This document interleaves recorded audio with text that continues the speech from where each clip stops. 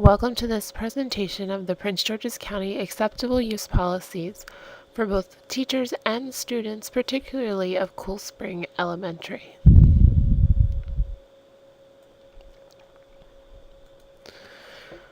To start off, we'll begin with what is an AUP, or an Acceptable Use Policy. An acceptable use policy is really a set of rules and guidelines to be followed by end users on the network. End users are defined with anyone with access to the network. These can be teachers, students, or other administrative personnel. An AUP is designed to define appropriate and inappropriate behaviors as well as determine consequences and procedures for administering consequences when the acceptable use policy has been violated. Why is it important to have one of these, and why is it important to know how to use it and what it means? It's primarily important for keeping both teachers and students safe online and while using network computers. In addition, it's designed to help educate students about plagiarism and copyright issues beginning at an early age. With more and more electronic resources available now, it's important that they learn about copyright and using information that has been published by others. In addition, it's important because it protects valuable technology and software and hardware investments. This is particularly important with all of the new technology that schools are purchasing to keep it protected, in that people are not downloading programs that could potentially have viruses, as well as programs that could harm the computers or software that they've purchased. First, we'll begin with the policy for teachers. In Prince George's County, the Acceptable Use Policy for Teachers can be found at the pgcps.org website. It's Administrative Procedure 0700.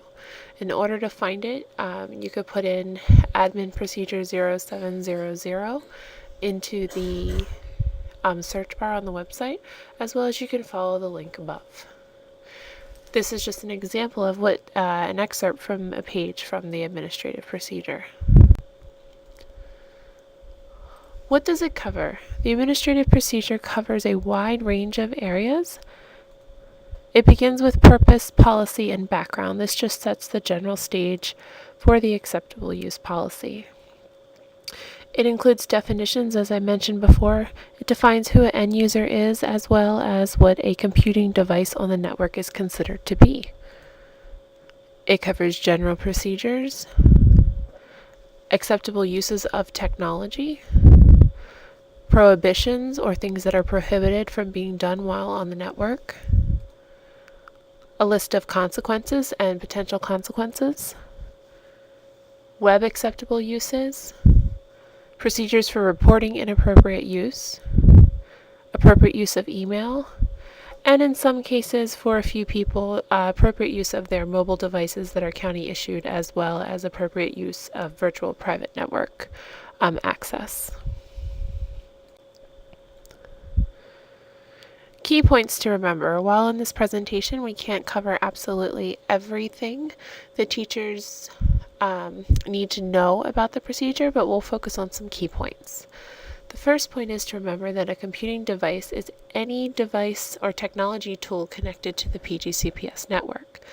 That means network computers, as well as it can be your personal devices if you've connected them to the network. All users are responsible for all the activity which occurs on their PGCPS user account. This means that any time an activity is associated with your account, whether you were the person that actually performed or accessed that particular website, or you accessed that particular set of resources that were inappropriate, if it's done using your account, you're responsible. Student or employee information must be secured and reside on school system equipment or district-approved online resources. This means that it must be on an appropriate school website. Be sure to use school accounts for their intended educational and job-related purposes only. Never link to any external site that is not directly related to instructional and administrative goals, either for the lesson, your classroom, or the school or county as a whole.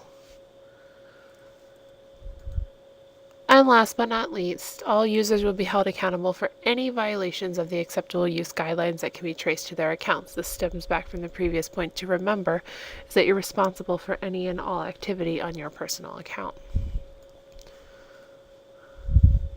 Everyday strategies for what this could look like in your classroom.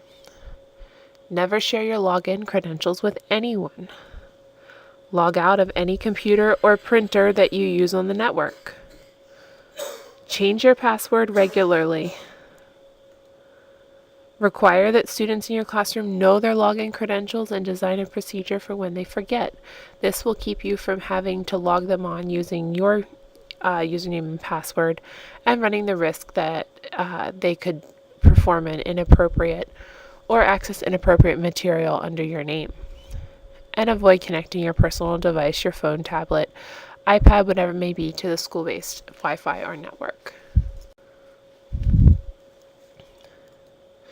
Reserve your school email for school business only, and when in doubt, ask someone. Communicating this with colleagues and administrators. Bring the topic up at your next staff meeting. Discuss with your administrator a proactive way to engage colleagues in a discussion of the procedures regularly. Develop what-if or role-playing scenarios that you could include as an icebreaker or closing activity for a meeting, maybe a staff meeting, maybe a grade level meeting. When you see others sharing login credentials, kindly remind them of the risk they're taking. The policy for students. Where to find it? Much of the policy for students is actually noted in the same policy and administrative procedure for teachers. Much of the administrative procedure refers to both teachers and students as the end users. Many schools have developed their own versions that use student-friendly language. This is an example from the elementary school where I used to work. Cool Spring Elementary School, you'll notice, has taken the administrative procedure and put it into 9 easy-to-use student-friendly I will statements. It includes both the I will statements for acceptable and appropriate online behavior, as well as consequences for not following the guidelines. The second portion of the agreement is a student agreement as well as parent and guardian agreement, where both the students and the parents have to sign off that they understand the terms of the acceptable use policy. What does it cover for students? It still covers the general procedures, technology acceptable uses, web acceptable uses, and the consequences.